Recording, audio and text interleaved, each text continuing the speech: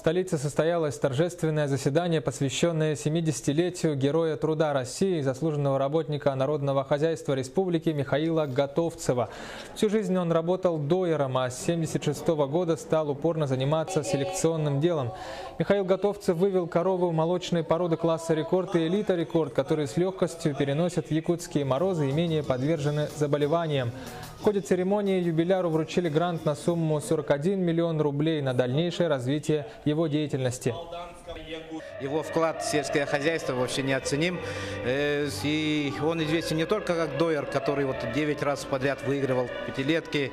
С одной коровы получал около 6700 литров молока, но и как племенной работник, который разводит именно породы коров, которые наиболее приспособлены для наших условий, чем он уже занимается не один десяток лет.